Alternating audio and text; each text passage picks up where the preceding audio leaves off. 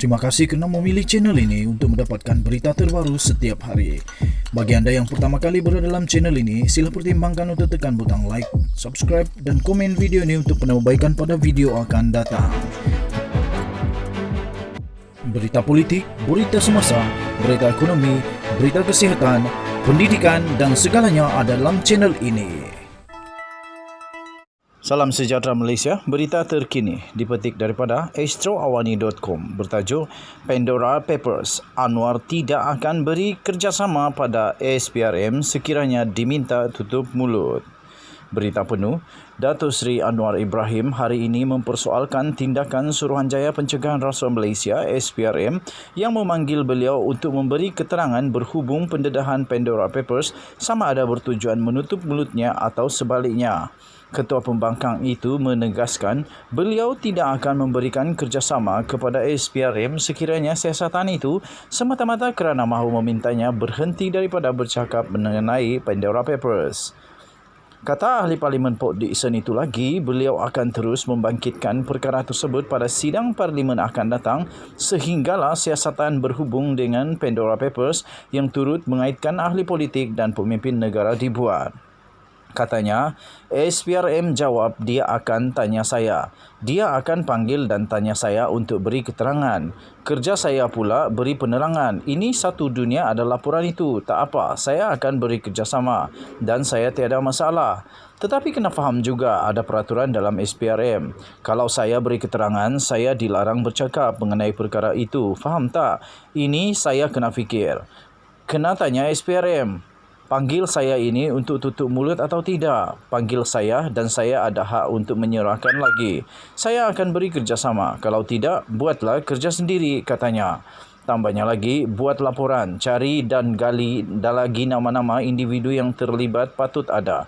Dia, Pandora Papers, berjuta fail, bukan sikit. Katanya ketika berucap pada majlis sambutan, Maulidur Rasul peringkat Parlimen Port Dickson disiarkan secara langsung di Facebook Anwar Ibrahim pada hari ini. Terdahulu, Ketua Suruhanjaya SPRM, Datuk Seri Azam Baki telah mengarahkan timbalan Ketua Pesuruhjaya Operasi SPRM, Datuk Seri Ahmad Kusairi Yahaya dan pegawainya untuk berjumpa Anwar untuk dirakam keterangan. Menurut Azam, keputusan sama ada kertas siasatan akan dibuka atau tidak bergantung kepada hasil perbincangan antara Bank Negara Malaysia dan agensi-agensi terlibat. Pandora Papers adalah laporan berhubung ratusan pemimpin dunia termasuk ahli politik yang didakwa menyembunyikan wang dan pelaburan mereka seperti hartanah, kapal persiaran dan aset lain sepanjang 25 tahun yang lepas. Ini didedahkan menerusi 12 juta fail yang dimiliki oleh 14 firma di serata dunia. Mengulas lanjut, Anwar yang juga adalah bekas Menteri Kewangan berkata, pendedahan berhubung Pandora Papers bukan isu baru, sebaliknya ia pernah didedahkan sejak 2012 melalui Global Financial Integrity mengenai pengeluaran wang keluar negara secara haram. Bagaimanapun sehingga kini, tiada sebarang siasatan dilakukan terhadap pendedahan tersebut, tambah beliau. Jelas beliau lagi, pengeluaran wang secara haram perlu disiasat oleh pihak berkaitan. Katanya, tetapi bila saya tekan-tekan, BNM masa itu jawab tak banyak, kurang daripada Anwar cakap. Okey, saya sebut 900 bilion, kurang jadi 100 bilion. RM 100 bilion keluar secara haram, carilah siapa dia. Dia bayar cukai tak? Kenapa dia keluarkan secara haram? Dia langgar peraturan atau tidak? Tambahnya lagi, tahun 2015, saya masuk istana hingga penjara Sungai Buloh. Keluar pula Panama Papers. Cerita mengenai macam itu juga, manakala pada 2021 bangkit lagi Pandora Papers, ujar Anwar.